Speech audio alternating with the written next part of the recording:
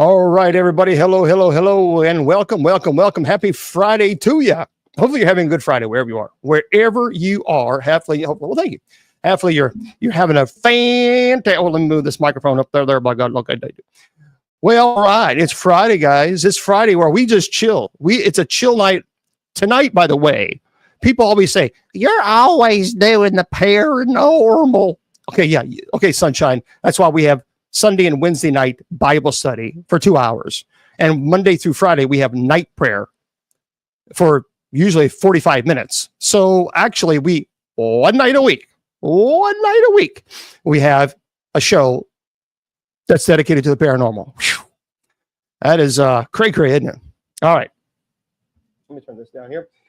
So folks, by the way, before we start, we always give the, little news, but I think this is very important.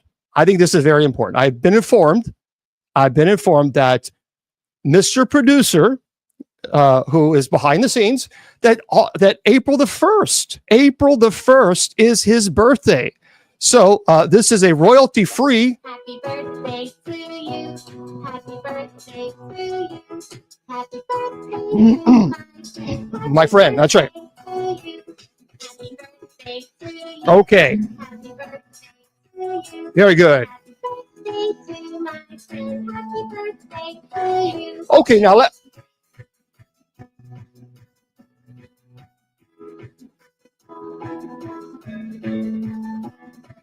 all right, now we're going to phase it out.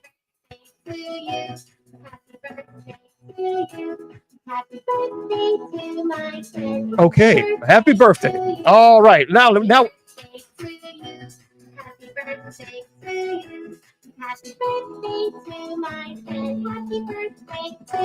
Okay.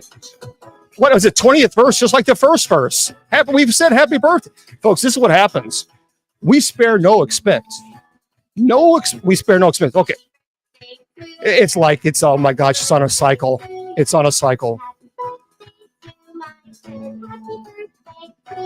There we go. Oh, we got to turn this down. All right, so happy birthday to our friend. That is enough to drive you cray-cray.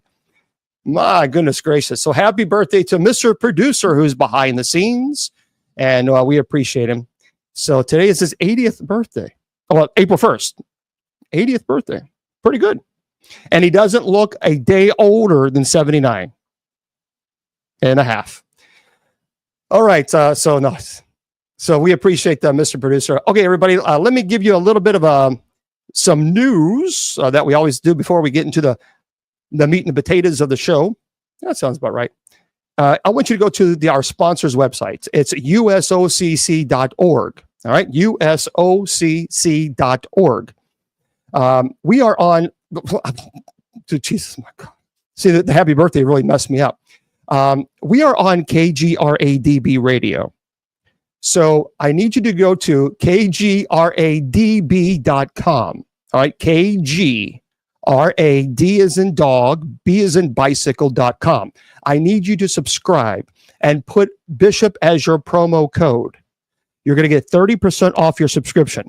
Now, look, it's a wonderful website. They have a lot of great shows there. Matter of fact, this show, The Sacred Division, I'm proud to be a part of the KGRADB family. So again, it's KGRAD as in dog, B as in bicycle.com. And put Bishop. Subscribe. It's already inexpensive, but they have some great sites. And if you want to go to my website, you can go to bishopjameslong.com. If you're really bored and have nothing else better to do, well, you can go to that website. By the way, I do have 4 classes. There are 4 classes that are very, very in-depth. Paranormal studies, genealogy, angelology, and demonology. Now, let me just explain something to you. These are my classes, so I have every right to charge as much as I want to charge for my work. They are free. So, trolls, oh, you have nothing else to attack me on. Goodness gravy. Anyway, the trolls, believe it or not, were attacking me because I used to charge $49 to help fund the ministry. That basically comes at $12.50 a class. Anyway, so I decided I'll just give it away. And that's exactly what we're doing. So if you want to take these classes, they're all online. You learn at your own pace. And you also get certificates completion when they're done. It's really cool. Just go to bishopjameslong.com. Click on the class link. They're all online. Again, you learn at your own pace. And bam, there you go. So consider it. And education is crucial. So again, bishopjameslong.com. And then, of course, if you want to go to the church's website, that's usocc.org. Okay, now I want to remind everybody that tonight at 10 p.m. Eastern, we have night prayer as we normally do Monday through Friday. And so please consider joining us. So we start the chat around 9:50 p.m. Eastern.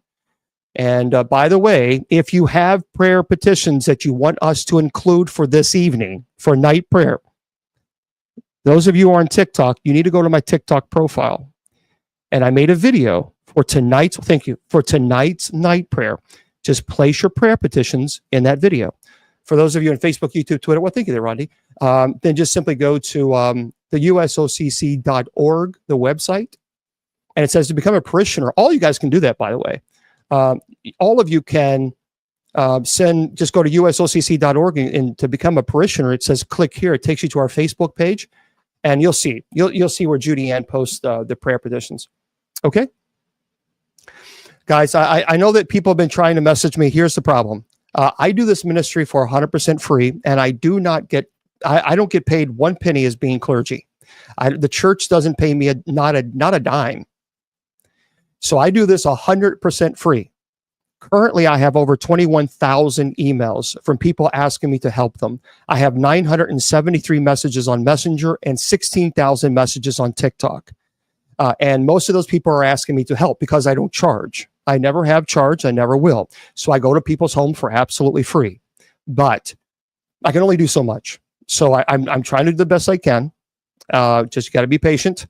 And, and the problem is people say, well, you need a staff. I can't. Because some people send me some really personal, private information. And so I have to make sure that information is protected. So that's why.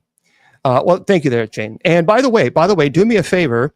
I think let's try to leave chat on for tonight on TikTok. I don't like closing chat off, as you guys know, for a variety of reasons. The moderators know this.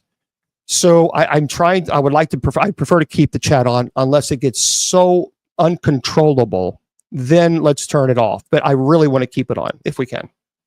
Okay, that's right. Tonight is a very interesting conversation. So for those of you who are new, if you've never been here before, this is how we roll. I always do a lecture, like the first half of the show, because I believe in teaching. You're very welcome. I don't believe in just sitting here in front of the camera and just looking at the camera and doing what. So I've always believed that you got to teach. Tonight's conversation, so I'll get to your questions, but it'll be around 8:15 or so, about an hour from now. We'll get to all your questions. But for now, I want you to hold your questions, and if you have them, write them down. Okay? Tonight we're going to talk about a really interesting topic. And I want to talk about alien abduction.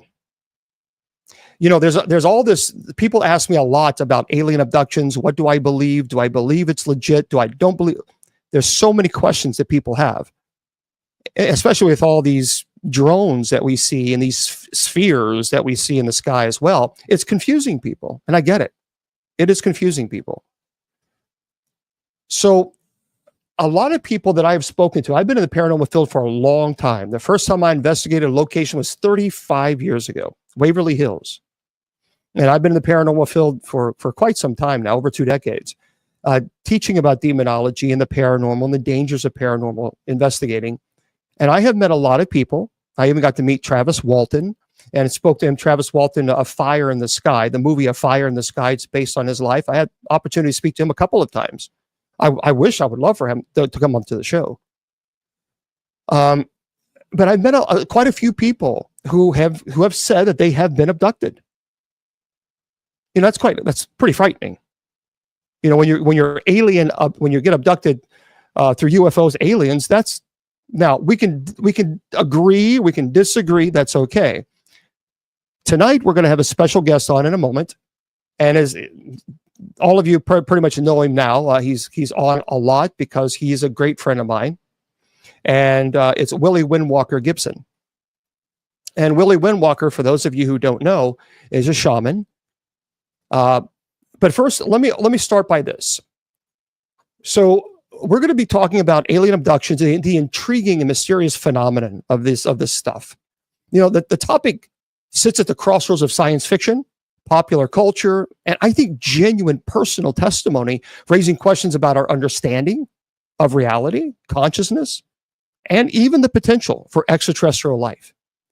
So our objective today is we're going to explore the history, we're going to common elements, scientific scrutiny around alien abductions, because there are. So let's first talk a little bit about the history of UFO, not a whole lot, but there have been early UFO sightings. So claims of strange objects in the sky, it actually can trace all the way back to ancient times, with historical records and artwork depicting unexplained aerial phenomena. Now you got to understand this, guys. We're talking about ancient times where planes didn't exist. And yet they're seeing these things in the sky, these metal objects in the sky.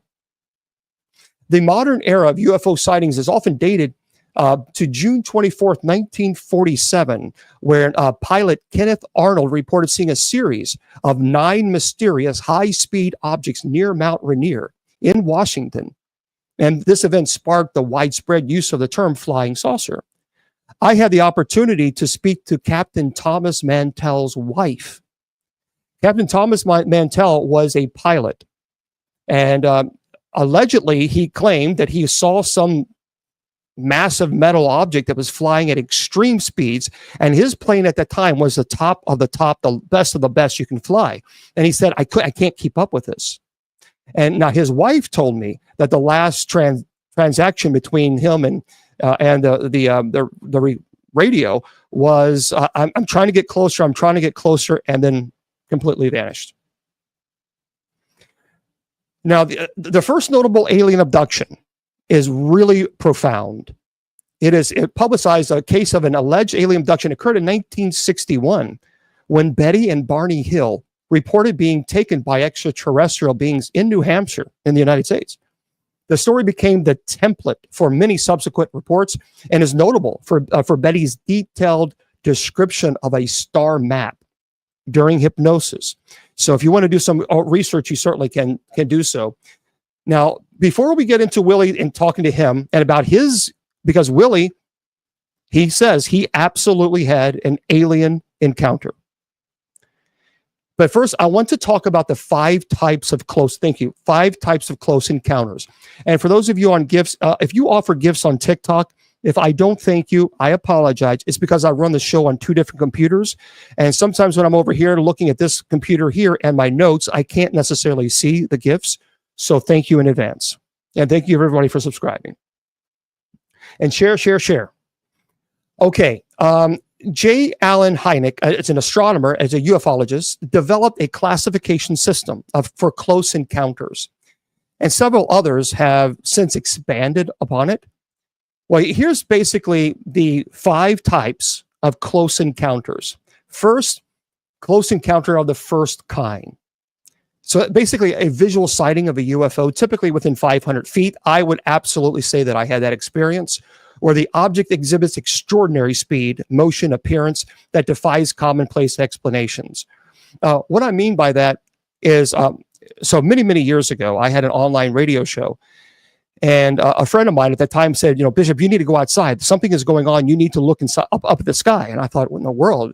So I walked outside. I saw this metallic object, and it was spitting out like red orbs. And there was a Louisville Metro Police Department helicopter chasing after this thing, but it couldn't keep up. And then eventually it stopped, and the helicopter was kind of hovering around it, and it kept again spitting out these red orbs. And I thought, this is insane. And I clearly saw this. As a matter of fact, it was on the news. And then about a year later, I was flipping through the channels, and I think the Travel Channel had the pilots on. And they were talking about this object that they couldn't keep up with. And this was a top of the line, the police department helicopter. They could not keep up with this. I saw the whole thing. And then eventually this object, whatever it was, it just took off so fast. There was no way the helicopter could even come close. Now there's a second encounter of a close encounter of the second kind. It's a UFO encounter that results in physical effects, such as interference with vehicles, electronic devices, impressions on the ground, which I also saw, and a physiological consequence like burns or paralysis experienced by the witnesses. There's also a close encounter of the third kind. It's an observation or interaction with animated creatures or entities associated with UFO. Thank you. These beings are often described in humanoid form, can include communication attempts. Then you have the close encounters of the fourth kind. And that's typically refers to a case of alien abduction, which Willie's going to talk about tonight in his case. The witnesses are allegedly taken onto a spacecraft by extraterrestrial entities, often involving shared narratives of examinations. And then finally, the close encounter of the fifth kind. And this was proposed by ufologist Dr. Stephen Greer. That he would be amazing to speak to, I have on the show. It involves human-initiated contact or communication with extraterrestrial life forms, often through proactive measures like meditative states or the use of technology, etc. So you have basically, when you're talking about the common elements in abduction narratives, first you have the capture. So abductees are often being allegedly taken from their home into some type of vehicle. Sometimes there are examinations. It's a recurring theme. It involves abductees being subjected to like medical-like examinations. Oftentimes there's communications, but it's through telepathy. It's frequently cited as the mode of interaction with these beings. And then there is the return and aftermath. So abductees are usually returned to the original location, not all the times, but certainly sometimes. So our guest tonight is, again, he's a very good friend of mine. I've known him and his wife for quite some time. And his name is Willie Windwalker Gibson. He is a shaman. He's a supernatural consultant, member of of course, he has a foundation, the founder of Soul Warriors Supernatural. He's been in the paranormal community for over 50 years, 50. His team is based in Louisville, Kentucky. He has 2 books, The Shaman Windwalker and Soul Warriors. You can purchase those on Amazon. Now, Willie does animal totem readings, cleansings, blessings, and weddings. He is Cherokee, as am I, and Irish, and he lives in Louisville with his wife, Shaman. He is a UFO contactee, has been abducted. And tonight you will hear the story of this abduction. And it's pretty fascinating. So, Willie, how are you doing? And thank you for being on the show. I'm doing fine, James. So first of all, how's Shaman doing? Is everything doing okay with her? Yeah, we're still going through some things, but we're making it. Good. Well, Willie, this is a very interesting conversation, especially when you start talking about alien abductions. And I understand there's a lot of people who are skeptical on this topic, and I get it. I understand the skepticism. I think there's a difference between being skeptical and cynical, though. And we can be skeptical, but when you're cynical, that's just very negative, and you're not open to the idea of people's lived experiences that Willie has had, and even myself. And I think it all starts with opening your minds and just listening to the conversation. So first of all, before we get into your abduction case, can you share your journey about becoming a shaman? What drew you to that path, and what is a shaman, if you can explain that? A shaman is somebody that's very spiritual, James. It's almost like a priest-like thing. We deal with different things. We deal with earth, wind, fire, and water. We deal with all spiritual aspects. Anything spiritual we're into. And when I was called to be a shaman, I didn't really want to be one because, I was a police officer, and I met a shaman in a cemetery one night when I was on patrol, and he kept on me and on me and on me until I finally had to turn my badge in and go into shaman training. And I went through different shamans and learned the shaman way, and that's how I got started. And also, of course, what people may not know about you before they start immediately throwing out all kinds of judgment. You and Shaman are also a very devout Christian. Yeah, I was raised up Pentecostal. All right, so there we go, guys. So look, I know people immediately going to say, "Oh, it's evil, it's evil, it's evil." But I think before we start judging people, maybe we should start learning first. So, and I'll get to your questions later, guys. In about 8:15 or so, we'll get to your questions. But right now, we're going to do this presentation first, and then we'll go into your questions. And believe me, we'll spend plenty of time on them. So, how does your shamanic practice influence your daily life? James, I just live my life a day at a time, and things just happen, whether it's spiritual or cosmic. If ghost shows up, or I have to do a healing. And here lately, I've been doing a lot of healing of shaman, and I do a lot of counseling online. I haven't been in the field for a long time because of shaman's issues, and but I still get online, and I do give out counseling, and I give out. People contact me about different cases and things like that, and I still help people out. Okay, so let's get into the topic for the night, because it really does frighten a lot of people. And I understand, because look, folks, whether you like it or not, there are some very, very credible individuals who have said that they have either been abducted, or I've seen this. I don't have to swear on the Bible. I mean, it was on the news. So, first of all, let me just say this, because this is important. This is my opinion as an exorcist. I do not believe that aliens, UFOs, I don't believe that they are demons. Because, first of all, demons are, and fallen angels, fallen but unconfined angels, they don't need a spacecraft to fly around. So that in of itself is a little problematic. So I don't accept the argument that aliens are demons. I just don't. That's just my perspective. So do you believe, Willie, in your opinion, and we may disagree, and that's fine, but do you think that aliens are demons, or do you think that they are interplanetary species that are coming to visit us? Interplanetary and dimensional, James.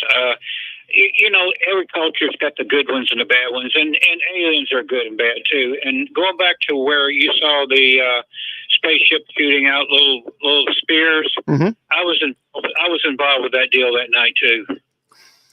I'm telling you, I will never forget that. Now, I'm going to talk about my experience once. I have no idea, and I'll be very curious to see what you think. I spoke about this a couple of times. It's very ultra rare. About my experience on whatever it was, I don't know. I can't define it. And I would love to know what you think afterwards. So stay tuned. I don't know. I have no idea what I experienced, but I experienced something that I do know. All right. Well, the things that were coming out of that spaceship when you saw it, James, were like drones. And one came to my house that night and woke me up. It was outside my house, and it was outside one of my bedroom window, and it was a glowing orb about the size of a basketball, and it was just hanging there midair. And I jumped up and looked out the window, and the second I did it, it went straight up.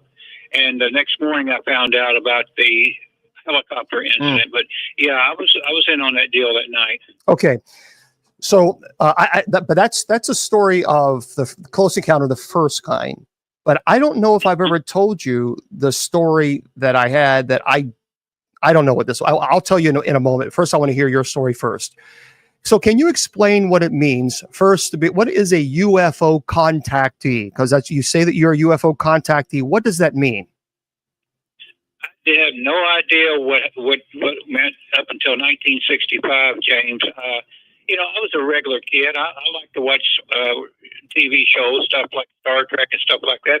And actually, my father was really into science fiction too. So I got to thinking about it one day, and I thought, well, maybe my dad was an abductee too way back when. He never just telling me anything about it. But my first recollection was I was playing out in my backyard, and it was 1965. And I was a kid that was kind of a loner, you know, I was kind of heavy set. And back then I had a gimpy leg. And, you know, I was the kind of kid that didn't have a lot of people wanted to play with me. So I would go outside and I would find things to do. And I was outside, outside playing. And I happened to look up in the sky and I seen this star. Well, it was like 4 o'clock in the afternoon, and I was by myself, and I kept watching this star, and it kept getting bigger and bigger and bigger until finally, I mean, it just shut down, and it was a silver metallic round thing that looked like an upside down bowl, and it had all kinds of lights around it. It was pulsating, and I was looking at it, and all of a sudden there was a flash of light, and then the next thing I know, I'm standing in my backyard, and it's dark. No. You know, so was that your, and by the way, let me just say something. I've known Willie for many years. Willie has never once has Willie ever lied to me. Never once. Willie is a sound moral character. I absolutely am convinced that he is 100% gifted.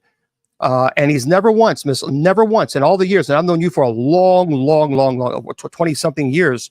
I'm nearly 30. I've known you for a long time. And so if Willie says that this is what he experienced, I'm absolutely convinced of this. And again, that we're not trying to convince anyone of anything. We're just trying to say, look, this is his experience. Now, what that means, you'll have to determine that. So was that your first encounter of a UFO? Yeah, James, it was, as far as I can remember. And I'd even remember that for a long time because I went back into the house and it was like 9 o'clock at night and it was dark and my dad got all over me. They couldn't find me. They were getting ready to call the police and I had to make up a story fast. And I just told them I was out playing and I just lost track of time, which I lied to my father because I didn't know what happened. Oh, wow. You know, I was a backyard 1 minute and it's daylight and the next minute it's dark and you know something like 5 hours had gone by and they couldn't find me anywhere. They searched the whole neighborhood and I just told him I was just playing and I just lost track of time and of course I got sent to my room and that was my first real encounter, but I didn't know it was an encounter. I didn't know what happened that night. So what you're saying is this happened during the day. And then by the time you basically came to, were you in the backyard and it was nighttime? Yes. Okay. You know, I was back in the same spot, but it was nighttime. It was 5 hours had been missing, and I was sent to my room, and I lay down on my bed, and I was looking up at the ceiling, and I was kind of figuring out what to do. And this voice came back, everything will be all right, Willie. Everything will be all right, Willie. Wow. Well, up until that time, as a little kid, I could hear spirits. So when I would hear spirits, I didn't think too much about it. So when I got up the next morning, I figured I was going to get a whipping. So I went downstairs, and Dad was sitting there reading the paper, and he was getting ready to go to work, and I was getting ready. I thought he was going to yell at me. He just got up, and he said, "I'm going to work now." And he went out the door, and that was the end of it. And I looked over at Mom, and she just, gave me my breakfast like nothing ever happened. Like they were kind of, I don't know if the aliens had done something to them or what to make them lose a memory. And so I just kept my mouth shut, and I just went on about my business. And as the years went by, that memory came back to me what happened that night. So folks, that day. Yeah, folks, for those of you just tuning in, we're talking to my friend Willie Windwalker Gibson. He is a shaman, and he's talking about his experience as far as being abducted. And sometimes, Willie, I'll jump in because we have a lot of new people coming in periodically. And so he's Willie Windwalker Gibson. He's a shaman. He's talking about his first time, thank you, with his UFO situation. So was that the time you first realized that you were actually abducted by aliens? And how did you just come to terms with it? I mean, you're a kid. I would imagine that kind of threw you for a loop there, didn't it?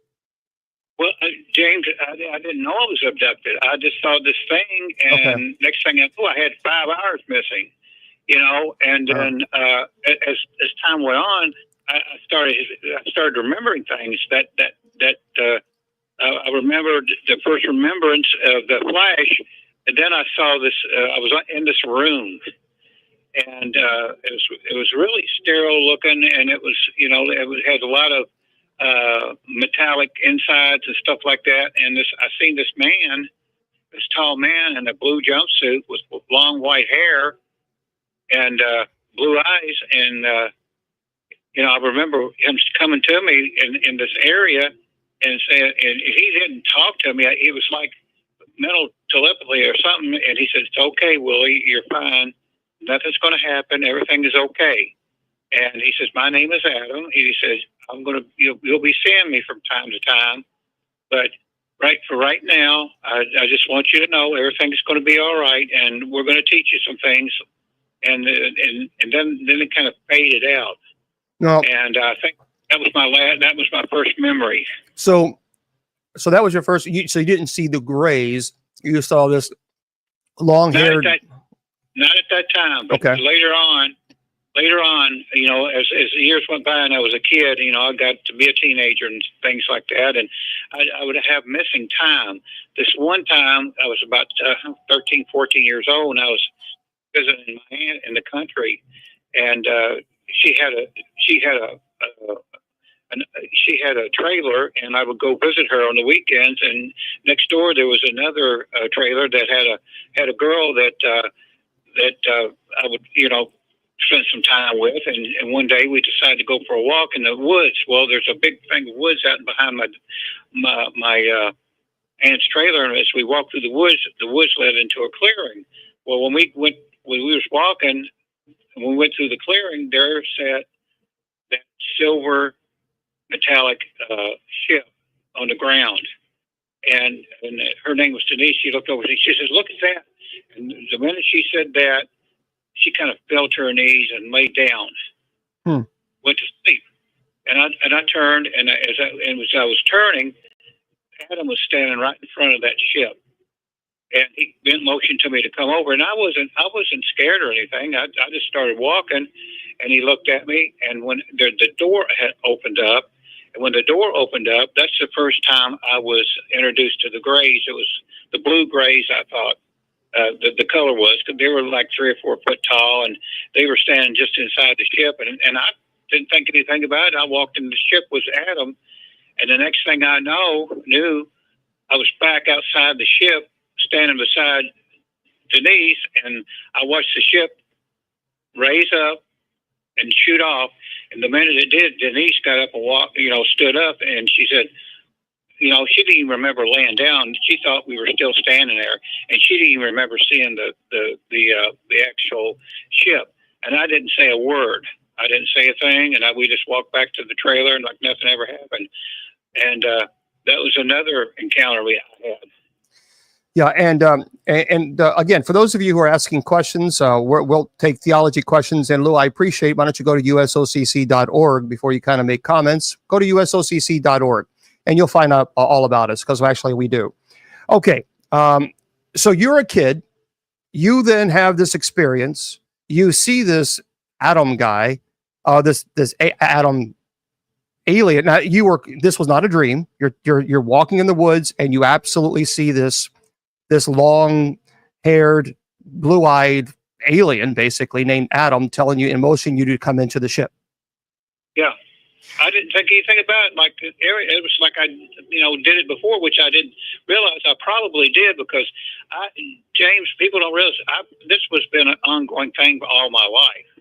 And I dealing with Adam and dealing with grays and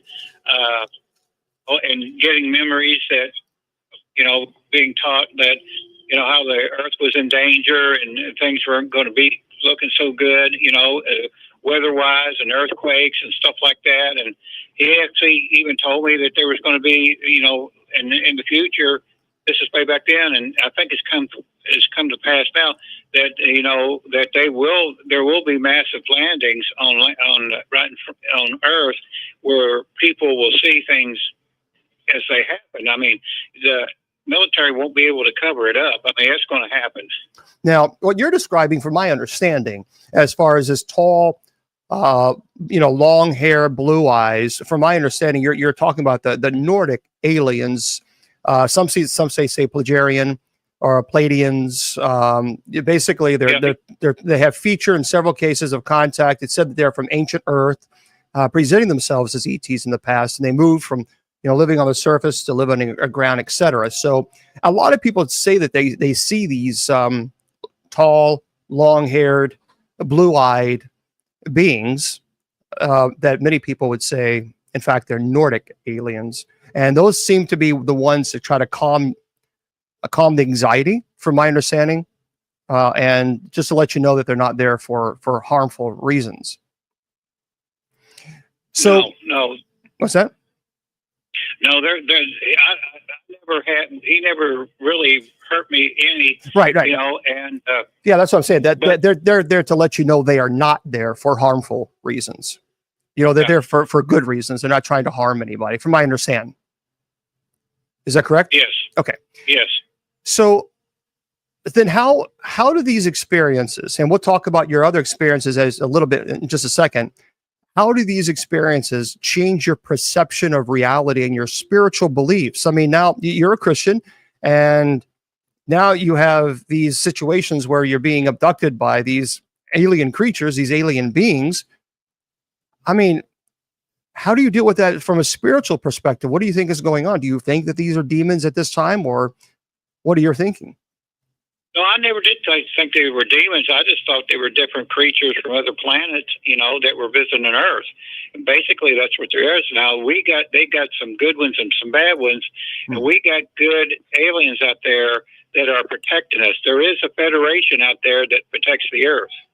Okay. Now, so you have how many experiences as a child have you had about being abducted by aliens? How many of those experiences would you say that you had? At least a dozen as a kid, James, and I don't know how many as a grown up, because I've caught aliens in my house. I've caught tall grays, blue grays, putting Shaman back to bed. I've seen the wall of my bedroom open up. A portal open up, and these grays walk out, look at me, walk back in, and it disappears. And I know when they're around, because there's a smell of like newborn baby that I can smell that they've been around that I haven't seen. I mean, I can tell, and I get humming in my ears when I know there's a ship up. All right, hold on. Let's. So I want to walk this step by step. That way, we don't want to get, because I'm really curious. So you've had about a dozen, before you're 18. And then what was, let's say after 18, what was your first case or first abduction that you had where you describe it as not being friendly? I guess I was in my 20s. Okay. What happened there? Yeah, it was in my 20s. And I remember waking up in this room, and it wasn't like the first spaceship type of thing I had with a metallic and all that. I woke up in a room on a table, James, and I was looking around because I could see and hear, but I couldn't move. And I can see these little creatures, like grays, little grays. And there's one great big gray, was a little bit lighter than the rest of them. I don't know if he was a doctor or a scientist or whatever. And I was in this room, and I was looking up, and I could see these crystal-like things coming down from the ceiling, and they had like needles on them. I can remember feeling a needle, go into the, like my belly. I felt something really painful, like in my neck, and one of these needles came up from the table and hit me in the back of the neck, which later I found out it was an implant they put in there. I mean, it was really bad, and of course, they were going over other parts of my body that I ain't going over with. Right. So the implant. How do you know that it's an implant? Was it ever X-rayed? What had happened, James? This was like in my 20s. I noticed there was a pea type lump on the back of my neck. I never did think no more about it. I went to the doctor lots of times and to get X-rays of my head and stuff like that, and nothing was ever, no metallic thing was ever found. And about 2.5 years ago, my back of my neck really started hurting really bad, and I reached back there, and that little pea had grown to about the size of an egg. Oh wow! So I went to the emergency room and told them I thought they took a look at it, and the doctor says, Mr. Gibson, I'm going to go ahead and lance this and see what is in there. So they cut it open, and he started pulling all kinds of strings and things out of there. He said he couldn't understand what this was. It was like organic material. He says it's almost like something exploded in the back of your neck that had all kinds of wires and things, but except they're not wires, they're like strings. So he went on ahead and cleaned it out and sold me up. And the only thing I can think of, James, that it either was self-destructed or in some way it malfunctioned, and it just got infected back there, and they had to go ahead and take it out. But when they took it out, he said he'd never seen anything like that before. They took it to get biopsied, and James, I never did hear any more about that. That's interesting. So have you never heard any more?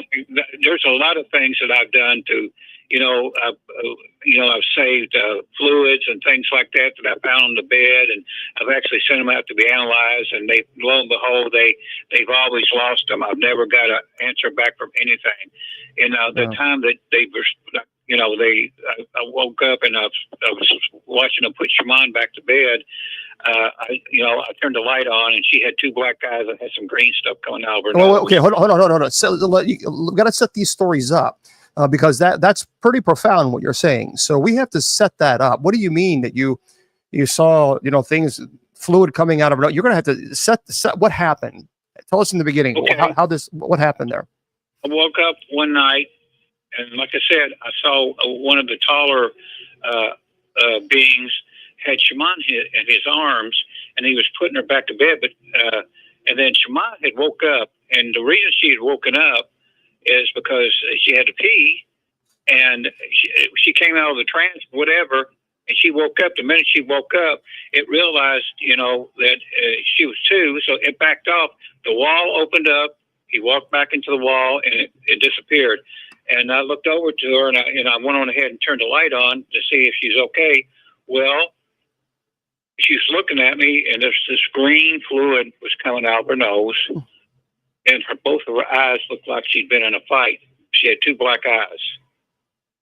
And the only thing I can think of, James, they put an implant up in there somewhere. Wow. And this green substance was coming out. I had to keep her away from everybody for a couple of weeks because it took that long for her face to get the swelling to go down her eye. And because I didn't want anybody to think I beat her up, right? But she'd been in a fight. And things like that, and like I said, we would wake up at times, and there would be like that green fluid would be on the bed, on our pillows. And like I said, I would send them out to get analyzed, and nothing would ever come of it because they would, I'd call about it, and they would say they never received it. Who did you send these? And where do you even begin? I sent a bunch of the stuff to Lexington to a lab. I wanted somebody from MUFON. I contacted MUFON. All this stuff was going on, and they told me what to do, and to send the stuff to a lab to have it analyzed. And I never did get anything back. That's when I started. That's where I got when I was in my early 40s, middle 40s. I got hooked up with MUFON because they knew I had been a contactee and I had been abducted, and they thought I would be a good subject to be one of their investigators and do counseling for MUFON. And so, for those of you who don't know, Willie, of course, Willie is he's a shaman. He is a Christian, and he is a former police officer. And so he's talking about his experience regarding. I've known Willie for a long time, well over 2 decades. Very honorable man, and he's talking about his experiences as being abducted. It takes a lot of courage to be willing to say, look, this is what happened to me. And for you obviously have had so much more experience and regarding this. So I don't know. It would seem to me.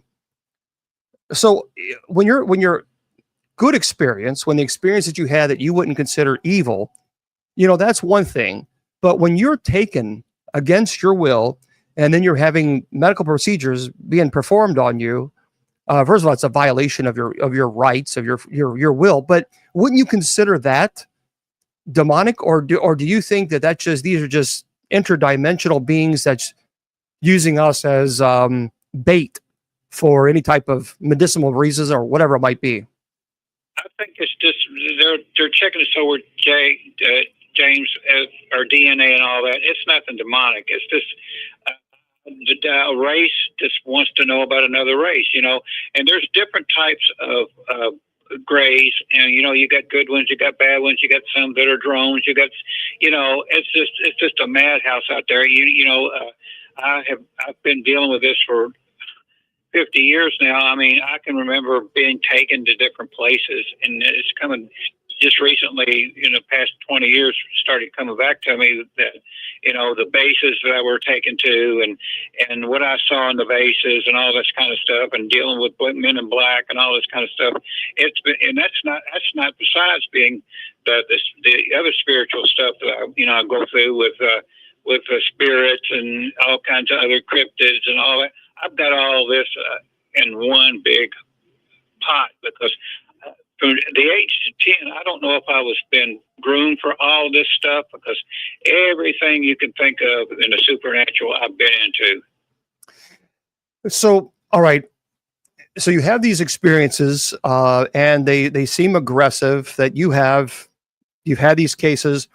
Tell us a story of that where you were abducted as an adult. Is there one story that really stood out to you that even shakes you now, that makes you uncomfortable to discuss?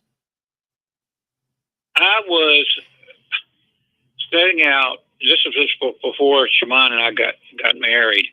I was setting out one time, just outside. It was nighttime. I was just sitting in a chair. I was by myself. Of course, I looked up and I seen this thing coming down. And of course, there was a flash of light. And this time, I remember being aboard the ship. And this time, it was Adam. And he told me he's going to take me someplace. So I sat down and waited. I don't know how long. And finally, he said, I didn't even feel like we were even moving, but evidently we had gone because when the door opened up at the ship, I was inside like a cave, like a thing, and it wasn't. It was just like I knew I was underground, and I was kind of shook up by that because I didn't, up until this time, I never did remember being any place but where I was picked up to begin with. And of course, I followed him out. He said, "Come with me," and I went with him, and we was walking like it was like an underground city, James, and I'm pretty sure we were still on Earth. As a matter of fact, he told me we were.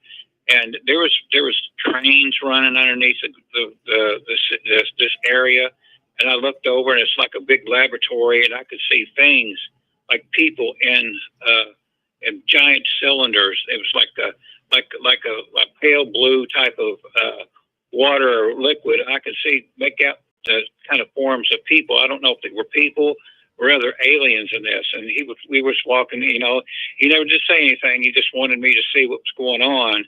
And I could see other humans there that were like scientists that were in lab coats, and they were working, and they never did say anything to me. We were just walking like down a long road runway type of thing, and I could see the trains passing by. I mean, these were like super, super fast. You couldn't even see who was in them. And he was showing me around. He said, and he looked at me. He said, this is one of our bases here on Earth, and I just wanted you to know everything that you see here. I want you to keep to yourself and don't let anybody know it, because one day all this will be made clear to everybody. And I'm just showing you this to be showing you this, that everything is okay. He said, and then he said, "Come with me," and I followed him back to the ship. We went back into the ship. I sat back down. It was like it didn't take any time to go back to where we were. I would say a matter of minutes. And when the door opened back up, I was, the door never opened back up. He just said, "I'll see you again, Willie." And then there was a flash of light, and I was sitting back in my chair on my front porch. So I know that there are several types of alleged alien ships. So first of all, there is what's called the Foo Fighters. Basically, Foo Fighters are a type of UFO that gained prominence during World War II. They are mysterious glowing orbs. They were often reported by Allied pilots in Europe and the Pacific. And pilots described them as small, bright lights that would follow their aircraft, performing extraordinary maneuvers that defied the capabilities of known technology at the time. Despite their frequent sightings, however, the Foo Fighters never displayed hostile behavior, and their origins really remain unclear. So that's one form. There's another form called, so let me go through these forms here, and we'll talk about which ones you've experienced, Willie. Then there are cigar-shaped UFOs. So if you ever picked up a UFO book in the 90s, then you'll have seen the elongated, objects that resemble a shape of a cigar. The UFOs are often described as large and metallic, lacking any visible wings or propulsion systems. Then there are saucers, and disc or saucer-shaped UFOs are the classic image that most people associate with unidentified flying objects. The crafts are typically circular or oval in shape, resembling a flat disc or saucer. Now, witnesses often report a doomed top and bottom, with the edges sometimes featuring bright lights, rotating sections, even windows. There are also there's a term called the triangle UFOs. They are triangle-shaped crafts, are often reported as having 3 distinct lights at each corner, sometimes a larger light in the center. The UFOs are typically described as black or dark in color and known for their silent, steady flight. Witnesses often report seeing them at low altitudes. And then there are spheres, which are orbs or spherical UFOs, which I've talked about. And then there's called boomerangs. Boomerangs-shaped UFOs are typically described as large V-shaped craft resembling a boomerang.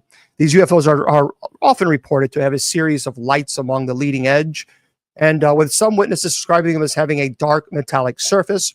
And then there are Tic Tacs, which means the Tic Tac are named for their resemblance of the oval shape of a Tic Tac. These UFOs have gained significant attention following the recent unidentified aerial phenomena releases by the U.S. government and reports from military pilots. So out of these, Willie, from the Foo Fighters, the cigar shapes, the saucers, the triangle UFOs, the sphere UFOs, the boomerangs, and the Tic Tacs, which one have you seen the most? Okay, that would be the saucer shape. But James, I had a dealing with the triangle back when I had a radio show, and I had a night where I did a UFO special, and I was talking about what we were talking about now. The show ended about 10 o'clock, and I went outside to get some air, and I looked around, James, and I seen these 2 lights coming in the distance. This is when I had my house. And I watched these 2 lights, and lo and behold, each light was a jet, one of our jets, and in the center was a small triangle UFO, and it came right over my head. They flew right over my head, as if it was intentional, because I had been talking about triangle UFOs on my show. Oh. And sure enough, they showed up to show me the triangle. It was a small one. It wasn't a big one, and with 2 fighter jets on each side of it, and they just flew right over my head like it was nothing, like they were going to the airport to land, And that's the one thing that time that I had the triangle, but mostly it's been the saucer shape. Okay. So, have you noticed that when you talk about being a UFO abductee, have you noticed that when you talk about your cases or your situation, your experience, do the more that you talk about them, does that perhaps maybe cause the activity to increase, or have you found any type of evidence to show of that? James, I was with MUFON. MUFON contacted me to have an encounter group to talk to people that were other UFO contactees and abductees. And I set up a class at the library down here in Louisville, the main branch, like once a month. And I would have 30, 40 people show up, and they would bring me pictures and tell me their stories, tell the group their stories, like an encounter group, really. And this went on for about 6 months. And then one day this guy walked down, and he had a crew cut, and you can tell he was military, and he came in and sat down, and I started the group, and he raised his hand. He said, "I'd like to show you something." And I said, "Okay." And he gets up and he gives me a file that said "Top Secret" on it. In this file, it had different styles of UFOs and aliens in it. He said, "What do you think?" In writing.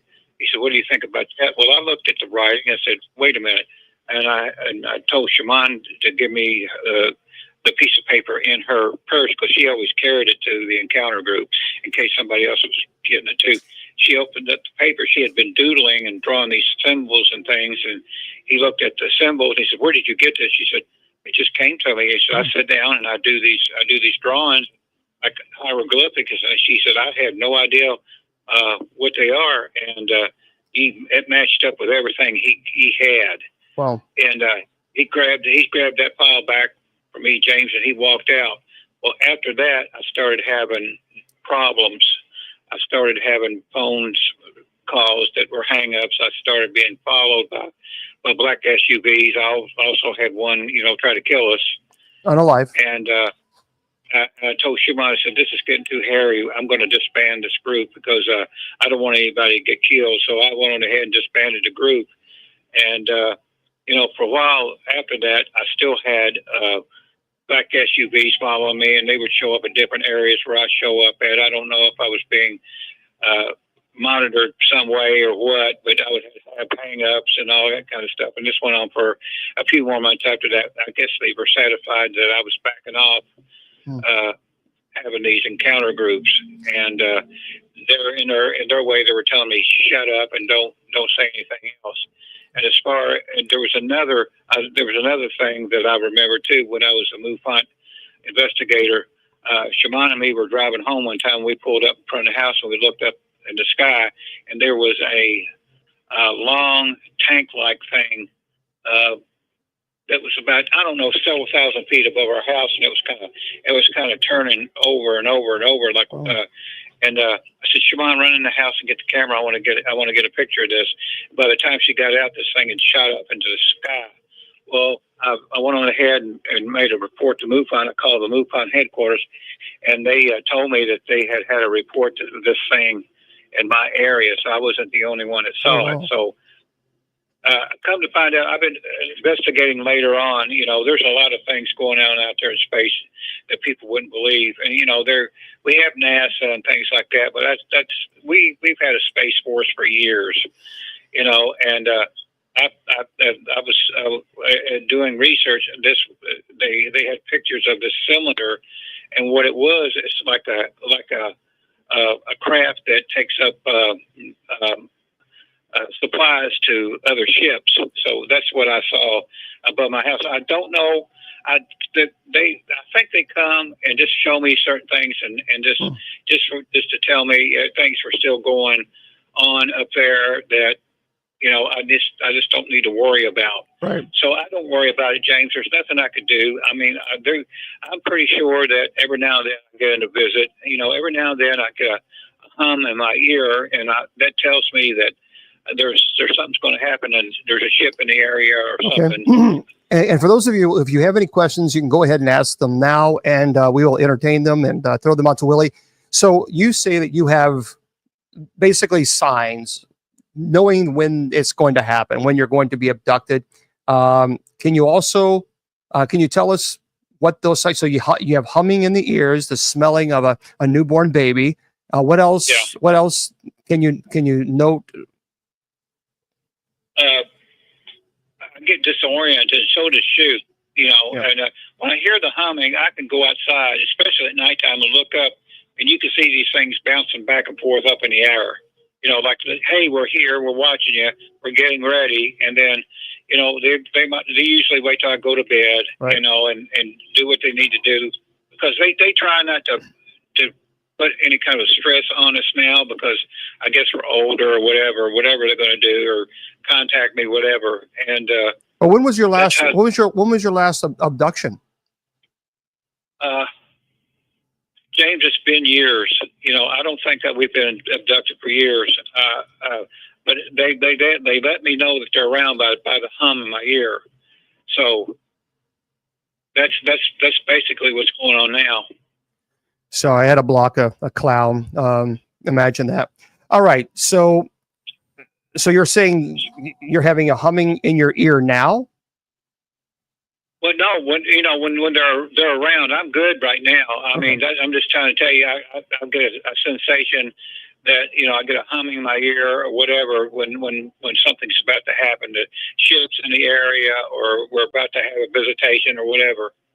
And so when did you say the last time that you had an abduction? I was blocking a man child, basically, or adult child. So when was the last abduction you had? It's been years, James. Probably 10 years. So here, Wayne's asking a question. Do you believe it's possible to get special abilities from aliens? Here's what happened when I was 10 years old. Up until that time, I was starting to hear spirits, but I couldn't see or have any kind of color or anything like that. After that happened, I started to be able to see the spirit and hear the spirit. So somehow, by that abduction, I was able to have the sight then, and I could see colors now, and I could get more empathic energy going on. Up until that time, all I could do was hear the spirits. But I wasn't afraid when they were talking to me at the age of 10, and when I see my first ghost, and I told my dad about it, he said, "Just keep your mouth shut. I'll work with you," and he did. I never did tell my dad that I had been abducted. I never said anything about UFO or stuff, but I did talk the spiritual aspects over with him, but about spirits and things. So here's a good question. Tracy Ann is asking, one of the moderators, did you have humming or any other signs of alien signs when you were going through your demonic oppression? No. Okay. It was a totally different thing. And why do you think, and Susie's asking, why do you think the government wants to keep this information a secret? What's the secrecy? Why do you think that? I think they don't want people to panic about it, because really there's nothing we can do about it. They're going to do what they're going to do, and on top of that, they got back engineered craft that we've been working on and we've had for years, and keeping it quiet. I think that's their payoff of not telling people that, hey, you're imagining this stuff, or swamp gas or something like that. But they're starting to show up more and more now, and they can't deny it, because you got these crafts that just show up and just hang there. Some of them over airports. They follow airplanes. People are getting pictures of them. They're getting ready to make a big debut. All right. So Big Red is asking. He asked a couple of times about triangle UFO if it had octagon-shaped light beams. So guys, I'm trying to get to the questions as much as I can, so just be patient. So the question was if the triangle UFO if it had octagon-shaped light beams. The ones I saw when they flew over my house, there was three. One at the top, one on each side, and a red one in the center. Okay, there you go. So let's see what other. There were some more questions that. Yeah, they talked about the military. Okay, so you guys have more questions. So do you think that, I don't know. I mean, did you get any perception or ideology that they have any type of faith at all? Someone is asking about, do you think they oppose Jesus? Do they oppose God? When you were in the ship, was there any type of religious symbols there at all? I didn't see any, but they didn't talk about any kind of religion, James. But then they didn't talk God down or anything like that. They just was strictly, like scientific type of stuff. Okay. All right. Michelle's asking, can you elaborate on the orbs that looks like a pancake, flat like a pancake? I don't think he mentioned anything about it like that, but can you elaborate on orbs, or have you ever seen orbs that look flat like a pancake? No, I haven't. Okay. And they communicated him to telepathy. So he would I have heard that J Dav, JDAB is saying that there are some people who have been abducted, and as soon as they say, in the name of Jesus, I command you to leave, they claim that they are right back into their home and the abduction stops. I have heard that story before. What are your thoughts on that? I don't know, James. I never have invoked it. I haven't never said that. At the times that I've had experiences, especially with the Nordic people, I didn't feel at all threatened or anything. It's almost like, it was almost like an angelic type of energy. But I never was scared up until the time that I couldn't move and I saw these needles and things. That would be pretty terrible. I mean, to experience that. Yeah. Now, someone was talking. Have you ever seen what's called an acorn UFO? Kind of like an acorn shape, almost looks like a saucer, like a flying saucer. But there are some people who say that they're seeing acorns, UFOs that look like acorns. I've heard of them, but I haven't personally seen any, James. Okay, and now that's a good question. V. Lopez is asking, do you think the different ships are different races of aliens? Oh yeah. They're different races and different ships. Do you know, is there a particular ship from your experience that is more prone, like for example, the cigar ship or the triangle ship or the oval ship? Is there one particular ship that is more notorious for doing abductions, that do experiments on people against their will? I really don't know, James. All I can tell you about is the saucer. I have. That's the only one that I have really dealt with. Okay. But I know there are more different styles out there with different types of aliens. Now, what about Area 51? What do you think is going on in Area 51?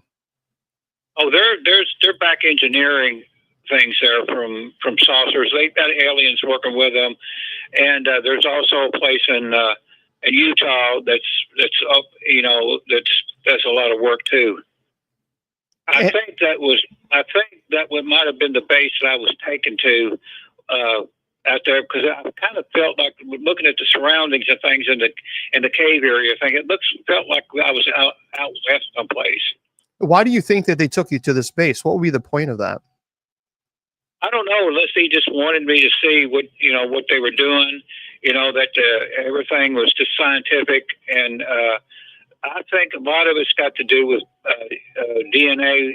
It could be that the race is dying, and maybe they're trying to do the DNA type of work and trying to save their race. But I think he just was there. Being as I was tucked so many times as a kid and things, I guess they thought it was time that I really got to see what was really going on Earth. So, a lot of people have been asking this, and it's a good question. Why do you think they chose you and your wife, Shaman?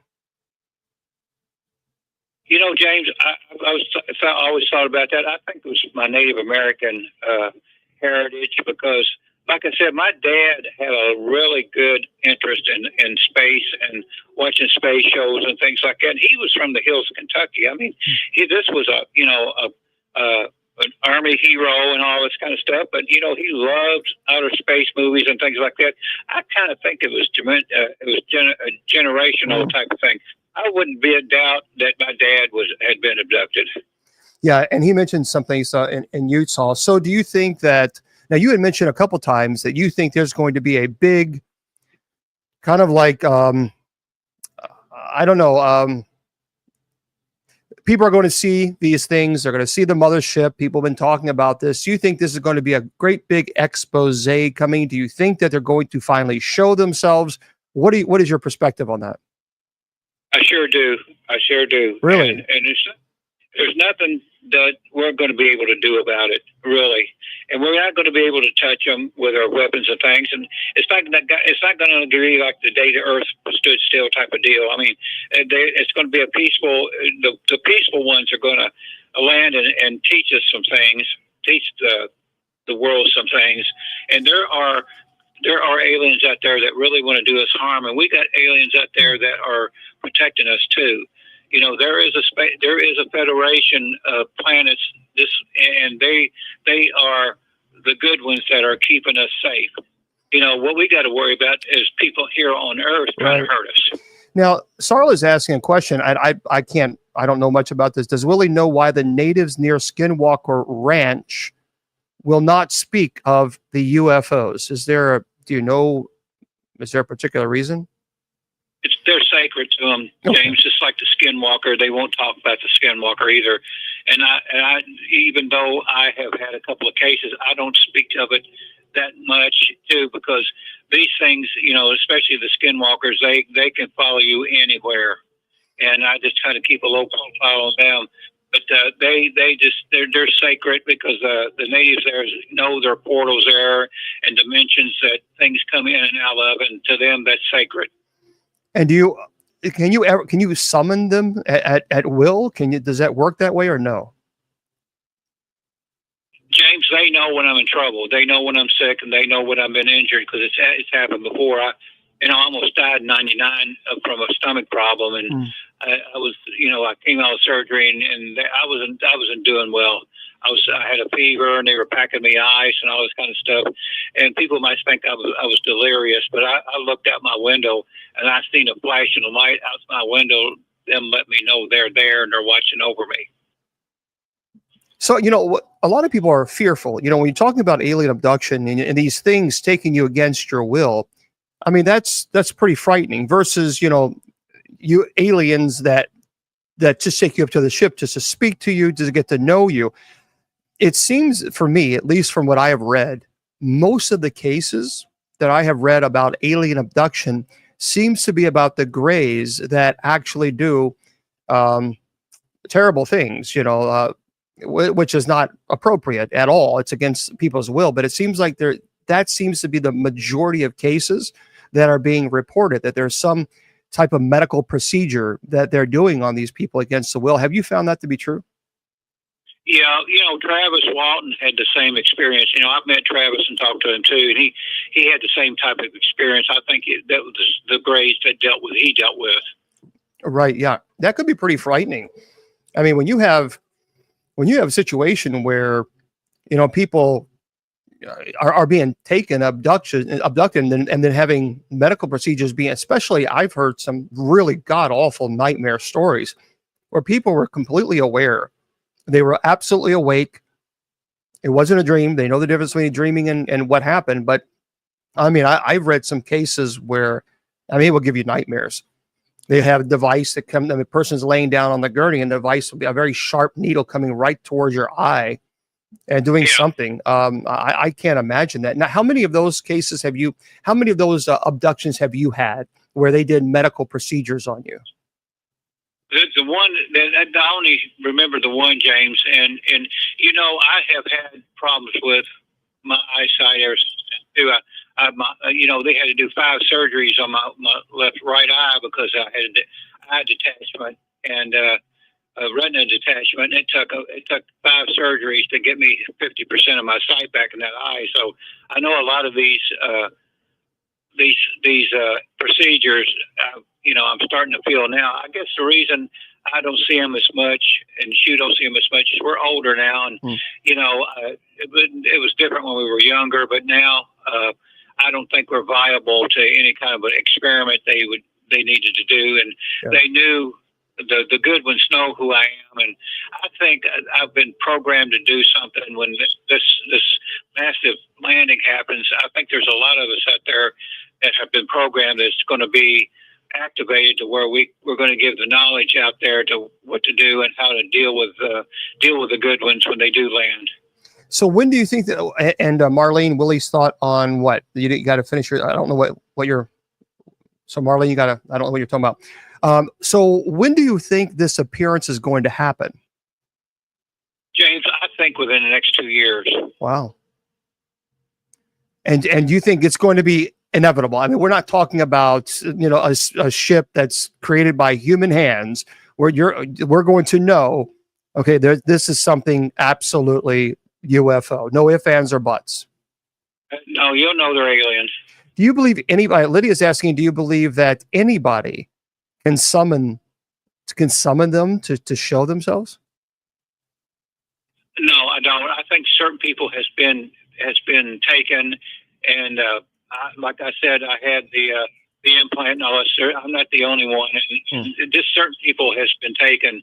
I think because they think that when this happens, they'll be more attuned to what's happening going on. Not everybody has these things.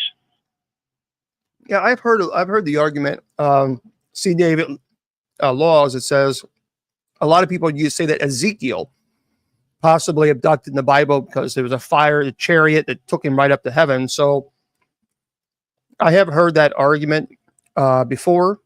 Who knows? We can debate on that. But why do you think? Or I'm sorry, Vite Lopez is asking, what do you think aliens look for in people that they abduct? Is there a common denominator that you see? I think they abduct people that are more open and somebody that they can work with later on. That, like I said, when this happens, that will be opened up to where we can help them, the world, understand what's going on. I mean, we're all over the world. I mean, in every country, every nation's got us, and there are millions of us out there. Okay, now, do you have a few more minutes? Yeah. So here's my situation. I would love to know what you're thinking. For those of you who's joining us, we're talking to our good friend, Willie Windwalker Gibson, who's a shaman. He's talking about his alien abduction cases. So this was very odd.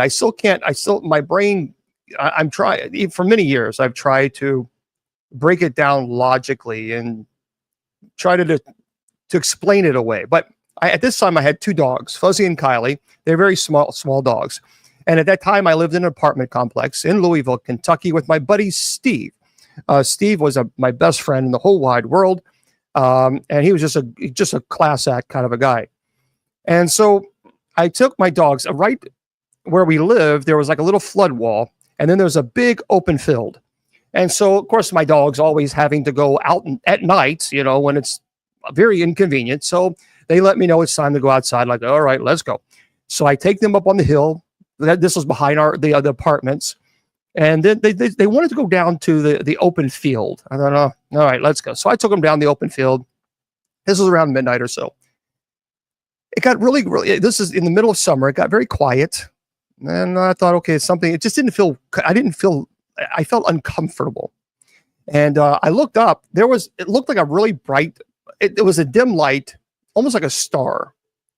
And I thought, well, it's kind of weird because I didn't see a whole lot of stars out that night, which is kind of strange because it was completely clear. And it kept getting brighter and brighter. And I thought maybe it was a helicopter. But again, no noise whatsoever. As it got, I would say maybe 100 yards. I mean, maybe that, obviously from where I was, I just kept hearing a whooshing sound. That's it. There was no APU, which at that time I was working for an airline business. So I'm very familiar with the sounds of engines and auxiliary power units, and I'm very, very familiar with it. There was nothing. It was just a whooping sound. And I saw a couple of red lights there. And then I remember nothing. And I just remember being back in my apartment. And this was quite about 4 hours later. And I was just sitting in my couch with my dogs. So the dogs were there. Oddly enough, I have no memory whatsoever, none, going from that field to the apartment. None. Have no idea. And then my buddy Steve-O came in and he says, where have you been? I don't know. I have no clue. And then I was checking my clock, my hour on my watch. And this watch was a very special watch. It was a gift given to me. And it was a very special watch. And it wasn't on my wrist. And I got very angry about this. And so, because I thought maybe I had lost it when I was taking the dogs out and maybe it fell off my wrist. I don't know. So I said, look, we got to go outside. And this was an expensive watch. And I said, we got to go outside. I need your help. We got to find this watch. I can't. So we're out there at like 5 o'clock in the morning in this field. What was odd about it is where this thing came down, there's two, even to this day, there are two long strips where the grass is no longer growing. I mean, it's very flush grass in this area. But in those two spots where I guess it landed, I don't know, it's not, the grass is dead. It will not grow in that area. And we were looking everywhere for this watch. And then finally, my buddy Steve-O says, "Is this it?" And he held it up and I was saying, "Thank God." And it stopped at the exact time that I saw that, whatever it was. And even to this day, I still have the watch. But it bothered me because I couldn't understand what the heck that was. Now, I immediately think, okay, I could have had a migraine and, took the dogs in. That could happen. But even to this day, though, that two strips there, I could go there right now, take a picture of it, and you could see the strips. And all the grass would be green and everywhere in this whole entire thing. But those spots, they won't grow. And it's still, even to this day, they won't grow. So I just found out that to be very, very odd. I just remember a whooshing sound. There was no APU. There was no auxiliary power unit. There was no engines. It was just a whooshing sound. And that's all. And I remember them being in the apartment, kind of like coming out of it, almost like a sleep daze. I just woke up and my buddy Steve says, "Where have you been?" "I don't know, dude." It was kind of strange. So what do you think about that? I still don't know what that was. I think you had an encounter, James. You could be an abductee too. Yeah, even to this day, I'll never forget it. I'll never forget the light coming closer and closer, and the whooping sound. It's just a woof, woof, like that kind of thing. But there was no engines, nothing like that at all, nothing. And it was like, I'd say maybe 12 midnight. And by the time I then kind of came to the senses, it was around, I don't know, 4:30, 5 o'clock in the morning. I can't remember the exact time. But yeah, we went out and found the watch actually right next to the where those two strips are. And Steve-O was the one that found the watch, thank God. But that was kind of a weird situation for me. And so I like to chalk it away and say it must have, I might have had a migraine that day and just couldn't remember taking the dogs in, which is quite possible. So, but I don't know. One of those things, Willie, you just never know. So have your experiences with alien abduction, have they affected your relationship, with Shaman? Shaman's been abducted herself. So has it just kind of brought the relationship together, or how does that work? Well, she had been seeing things when she was a child too. She was at a drive-in theater, and she said she seen 3 discs fly over.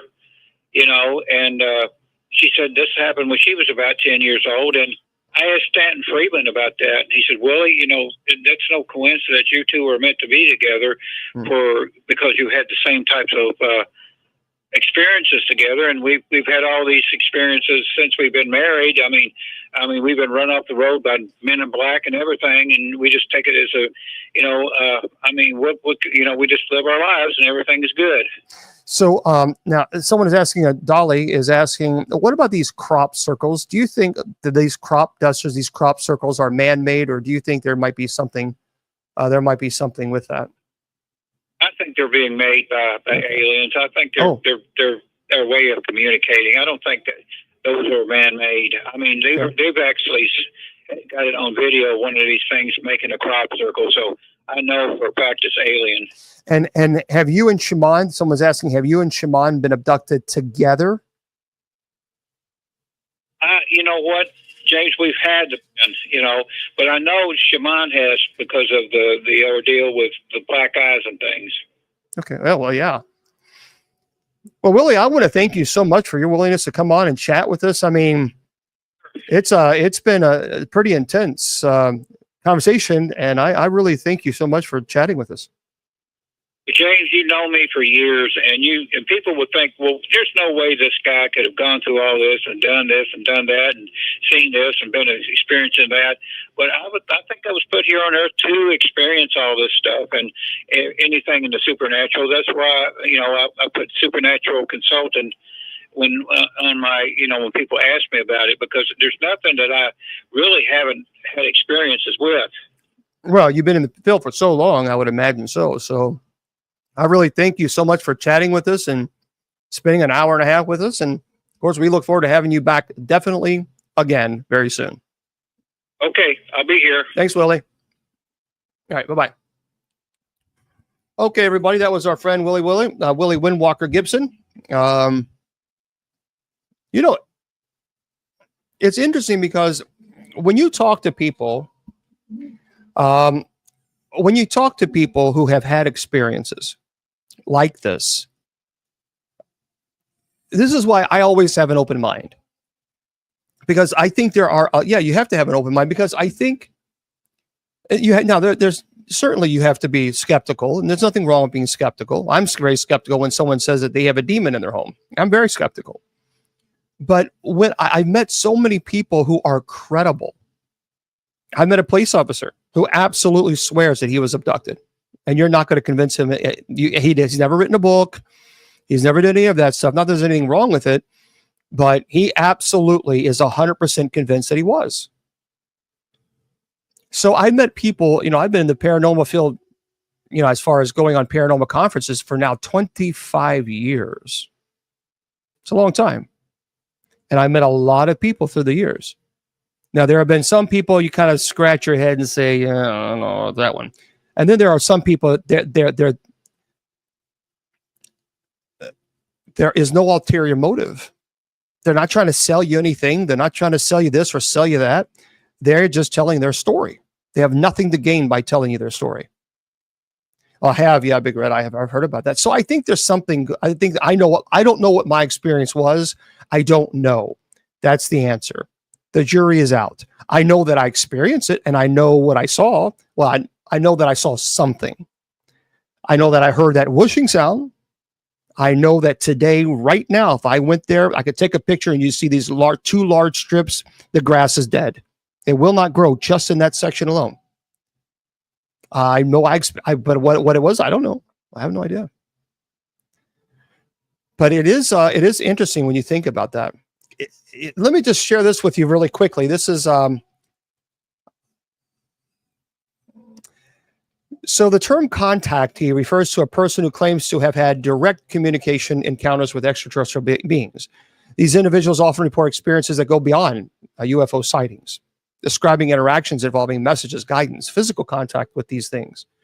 And a contactee, to use ufology lingo, is indeed someone who has had a close encounter with extraterrestrials. It is difficult, however, to pinpoint exactly how common contactees are. Studies and anecdotal evidence suggests a small but significant percentage of the population claims to have had direct contact with extraterrestrial beings. Thank you. Listen to this. A survey conducted by the Roper organization in 1991 found that about 2% of the American population believed that they had experienced an abduction or close encounter with extraterrestrial. And the figure translated to basically millions of people in the United States alone. So you got to think about that. I mean, 2% doesn't sound much, but if several millions of people are claiming to have had this experience, and from different races, different financial backgrounds, different even religious backgrounds, and they're all reporting something that's very similar. So I don't know if we can necessarily just immediately dismiss it and say it's just nonsense. I would disagree. The only thing I remember, my dogs, normally they would sniff around and just, be dogs. But I remember the last thing I remember is they just kind of stood still next to me. That's all. And then it just this object, whatever it was, came closer. I could see the red lights and the whooshing sound. And the next day I was in my apartment. So I don't know. I don't know what it was. I have no idea. We can debate and argue, and I don't know. There's definitely an explanation to it. I just don't know what. By the way, if in fact you want to go on a UFO skywatch, so the question is what should you bring? No, I don't think they can possess them, Cookser, because I don't believe they're. Here's the deal. Here's the deal with aliens. I do believe. I think that there is alien life. I think it would be mathematically impossible to assume that our universe is so massive. It is so massive We are just a small dust compared to the entire universe. I mean, our galaxy. We are so small. I can't even describe to you how it would be if the Pacific Ocean. Imagine the Pacific Ocean was completely drained of all the water, and you see then the ground on the Pacific Ocean. You see these dust pebbles. That dust pebble is our solar system, is our galaxy, or Milky Way. Let's say that. And the whole entire Pacific Ocean is the universe. We are so small. Do you understand how big? And keep that in mind. If you were to travel on a rocket at 42,000 miles per hour from Earth to Jupiter, at 42,000 miles per hour, it would take you 10 years. 10 years just to get to Jupiter at 42,000 miles per hour. And there are billions and billions of galaxies just like ours in the universe. Billions with a B.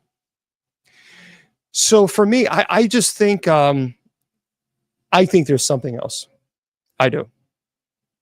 Now, so if you want to go out and if you're wanting to go to UFO or you want to investigate, obviously you need to get a pair of, I don't know, L, as far as aliens in the water, there are aerial phenomena, UFOs, UAPs, unidentified aerial phenomena. And then there are phenomena that actually they're interdimensional beings, and that they're able to enter into the water and come out. We just simply don't know. Okay, so let me get to this one. If you're wanting to go to UFO Skywatch, if you want to explore, number one, you need a good pair of binoculars. Obviously, that makes sense. You also should, I used to have a telescope, and binoculars are good for quick scanning, but telescopes provide a more detailed view of distant objects.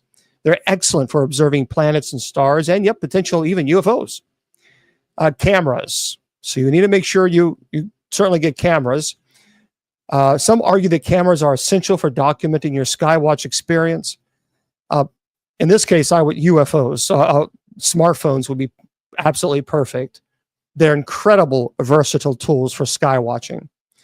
And several apps can help you identify celestial objects, which I have, by the way, which are really cool. Let me see if I have this on this phone. I don't know. Space, of course I do. So there's a couple of them called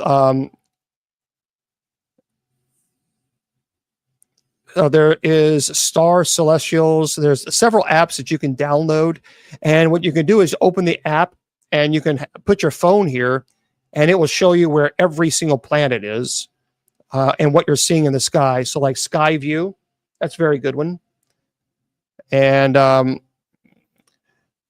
can't do it now, but like if I were to do it here, I could see what is in the sky, and it will actually show you, okay, that right there is a Titan 4B RB. It's really, this is really pretty amazing. If you've never had this, it's a rocket body. It actually shows you. I would encourage you, if you love space, it's called Sky View. Sky View. Oh, let me open it again. That way you guys can see it. There it is. And so I would encourage you to get that. It's really cool to just go outside and try it that way.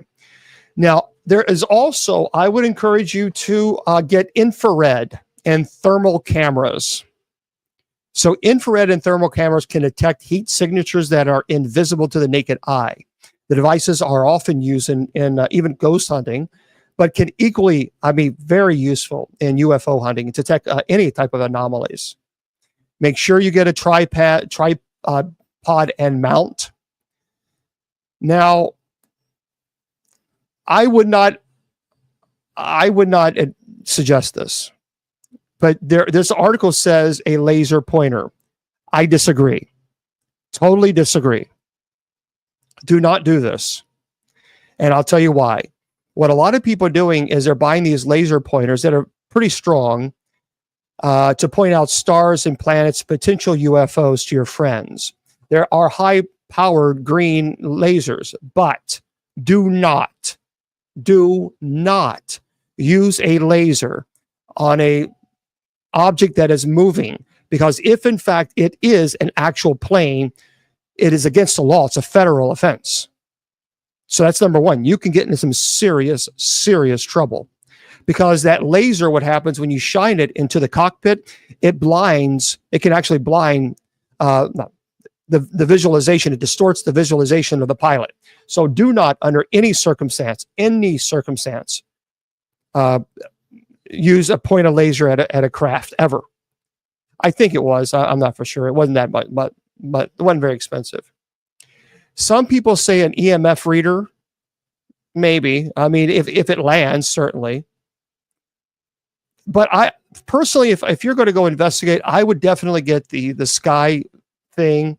And there's a couple other apps that are very good. But do not use a laser unless you want to go to prison, because it's a federal offense now. So not a good idea. Definitely not a good idea. All right. So let me put this over here. And by the way, you can actually watch now some UFO footage is now declassified.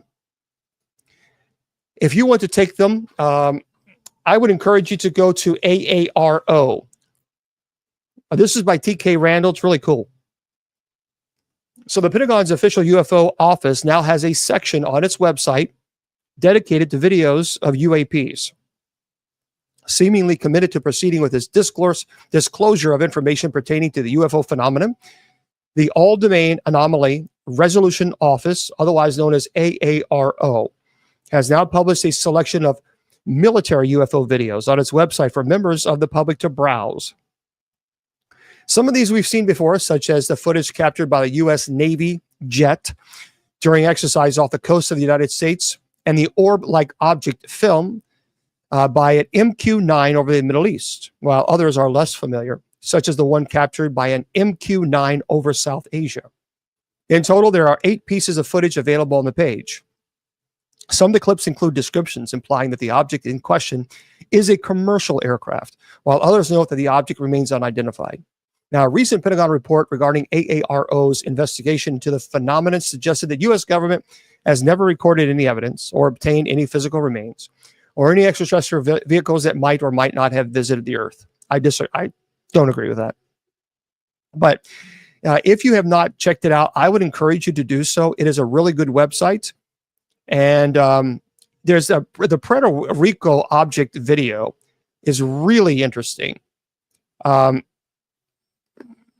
a matter of fact, I'm watching it now. It's peculiar. And just all you got to do is go to aaro.mil and then type in UAP. But right now, this is I watched this earlier today, and there's something very strange about this. This thing is flying, and it is just zooming. There's no way people say it's a balloon. No way. The computer is having a hard time keeping up with it. Being able to lock onto it. So basically, the Puerto Rico object, this is the AARO website says on April 26, 2013, an infrared sensor on board a U.S. Customs and Border Protection aircraft captured footage of a UAP event over the Rafael Hernandez Airport in Puerto Rico. The footage appears to depict a UAP moving at high speed, splitting into 2 objects, and entering and exiting the water before disappearing into the ocean off Puerto Rico's northeastern coast. AARO assesses with high confidence that the objects did not demonstrate anomalous speeds or flight behaviors. An intelligence community partners reconstruction of the flight path and took angle from the infrared sensor indicates that the video instead depicts of 2 objects traveling near each other rather than a single object. Right. Anyway, I don't buy that for a moment. Take a look at that if you've not seen it. It's really, really interesting. There's that's something very strange there. Right. Don't point at people's eyes either. It's amazing you have to tell people that, but you do. All right. Well, that is true, Robert. I have heard about that as well. There's quite a few, from what I understand. Okay, let's go into. Now, I'm not a big zodiac type of person. I'm not really big into the whole zodiac thing. I know some people are, and that's your rights if that's what you want to believe. But listen to this. I found this article that I thought you would really you'd find this interesting too. Well, all things are created by God. All things are created by God. Matter of fact, even in the Roman Catholic Church, they make it very clear they have an observatory. A lot of people don't know this. Actually, quite advanced observatory. And even the clergy, even in Rome, said that it doesn't invalidate one's faith as far as believing in UFOs or alien life at all. Matter of fact, I think even the Pope had even discussed this. Hello, guys. Listen to this. This is by, again, I don't put a lot of stock into this, but I want to present this to you anyway. So this is the Times of India. And they say zodiac signs who are likely to experience paranormal activities. So Pisces, the deep emotional and spiritual connection to the world makes them susceptible to paranormal experiences as they are able to tap into the subtle realms of existence. Okay. If you are a Scorpio, they are also unafraid to delve into the darker aspects of his existence, which may expose them to spirits or entities. Rather than being frightened, they may seek to understand the experience, often researching or confronting the spirit or energy directly. If you are a Cancer, Cancers are also naturally nurturing and protective, which can make them open to receiving messages from spirits or other worldly entities, especially those deceased loved ones. If you are a Sagittarius, Sagittarius may be more likely to encounter the paranormal while traveling, particularly in places of historical significance or places associated with ancient energies. Aquarius, all right. Oh, they don't have all of them. So Aquarians may experience paranormal activities due to their high vibrational energy, which can attract entities or energies from other dimensions or planes of existence. First of all, how many of you believe? I don't believe this. I'm just not a big fan of, and I know I try to be open-minded, but I don't know. I'm just not really into the, I'm trying to find this darn thing so I could find it. So wait, let me do it this way. Hold on. We'll find it. Because people are going to say, no, I want to know what it is. Okay. The Times of India.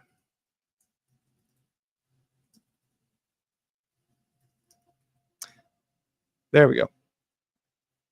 All right, now we're gonna pull it up, and you guys can go. We can go from there. There we are. Okay, so we left off on somebody.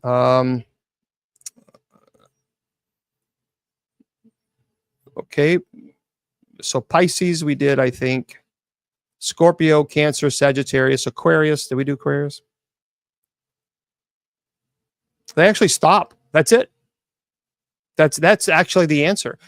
So they say that the Times of India says the zodiac signs who are likely to experience paranormal activities: Pisces, Scorpio, Cancer, Sagittarius, and Aquarius.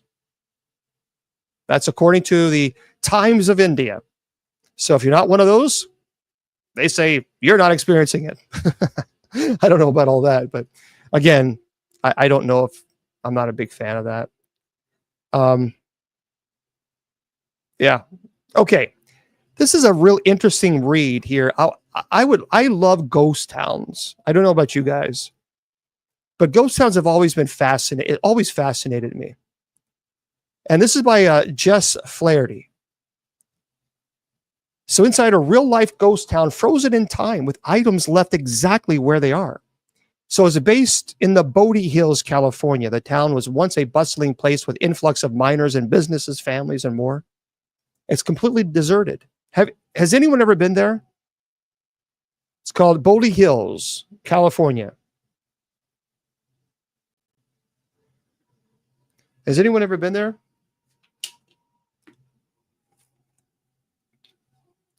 No, Sarla. Okay, well, listen to this real quickly. This is interesting. So there's an eerie yet captivating ghost town that seems to have been frozen in time in California. The Golden State is a dream tourist destination thanks to its expansive beaches, vast deserts, scenic backdrops. It's also home to Hollywood and countless sets and studios, making it a top bucket list place for many film buffs. But there's plenty more to see away from the bright lights of the La La Land. See, California also home to Bodie. It's an abandoned town for its many ghost sightings. Based in the Bodie Hills, east of the Sierra Nevada mountain range in Mono County, the little town was once a thriving hotspot thanks to the discovery of profitable gold. In 1876, Bodie experienced a boom and soon became home to about 8,000 people, as well as 2,000 buildings and structures. It's really interesting, the pictures. Man, it's fascinating. It says people flocked to the area hoping to benefit the lucrative gold, which saw it develop like other established towns. And as it speaks, Bodie boasted a bank, railroad, volunteer fire companies, miners, mechanics union, newspapers, cemetery, jail, and also offered residents an array of bars and saloons. It reportedly became known for a string of unalivings and some other bad things. Mere decades later, though, when the gold started to dry up, the little town became a shadow of its former self, and miners left to seek gold elsewhere.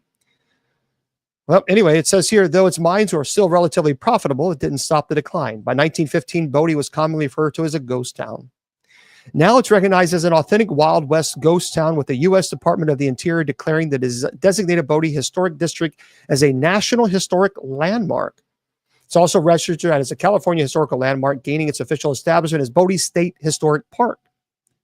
So the town receives about 200,000 visitors each year. Fascinating people with its history, empty buildings, reports of ghost sightings. People have taken to TripAdvisor to share their experience of visiting the eerie town.